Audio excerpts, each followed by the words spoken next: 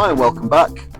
Some of you might remember the cheapest WJ V8 Grand Cherokee that I bought a month or so ago.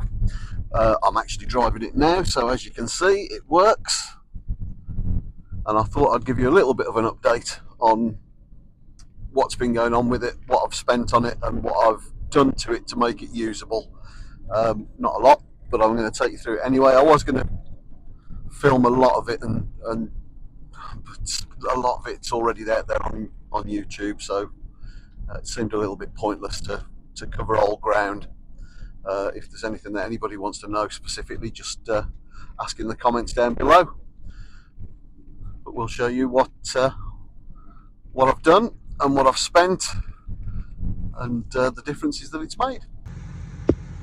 So the first thing that I did was put that winder in, and I've removed the bent up bull bar from off the front. Now there was some dodgy battery connections, so I've replaced those. I've also rewrapped that loom for the LPG system, which happily works. There we go. Filled it up with LPG, bingo, off it goes. Belt weather strip, those were crusty and rusty and horrible, so all those have been replaced. Got new suspension in here, both sides, on the front, and the big thing is that we fitted the new tyres, which were another Facebook Marketplace find. Still unsure as to whether or not I'm going to keep this snorkel on, but it works, it's well plumbed in, so why not. I was mistaken, there's no flash lube on this vehicle, so it could probably do with a flash lube system, although it's done 160,000 miles, and it's still working and still running nicely. Put a new exhaust tailpipe on because the old one was rusted out, and I don't know whether you can hear the sound of the V8, but I do like that. So now I've got it mechanically good. I say mechanically good, just as I've been pulling into this yard, my power steering pump has failed, so I'm going to have a look in the stores now and see if I've got one. If not, then I'm going to be putting a power steering pump on it. Once that's done, I shall be addressing the bodywork. There's a patch there that somebody's done and it's gone bad. There's scratches all over it because it was an off-roader.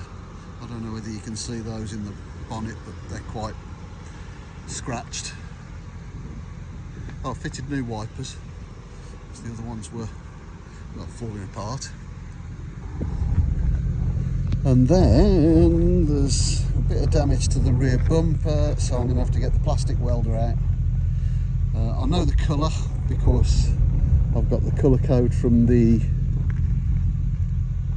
build sticker on the inside of the door,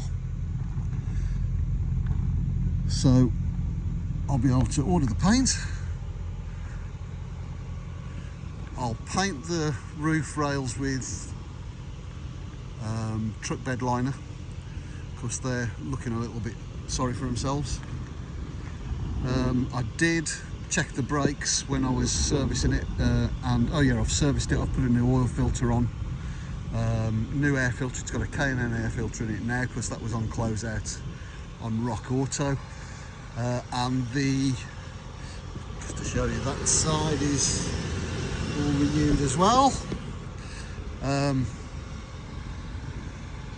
I also bought a new alternator because I thought the noise that was coming from underneath the hood was the alternator, and they were on, again, closeout on Rock Auto, so I didn't pay very much for that. But this alternator is currently running all right, so I'll leave that on the shelf and sort out the power steering. So that's the roundup of the cheap V8 Grand Cherokee WJ. One or two little cosmetic things to do, and obviously the power steering now.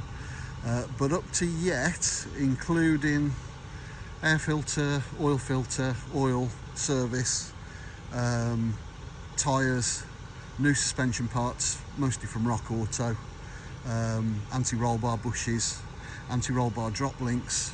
I'm into it for about 350 quid.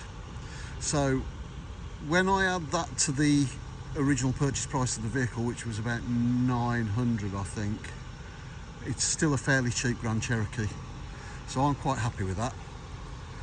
But we'll keep on plugging away at it. When I do the bodywork, I'll film it and I'll put another little video up. But it's been relatively easy up to now, and it's a very nice truck to drive. It really does go, and it's comfortable. It's going to be a good caravan lugger, this one is. So there you go. Thanks for watching. See you next time.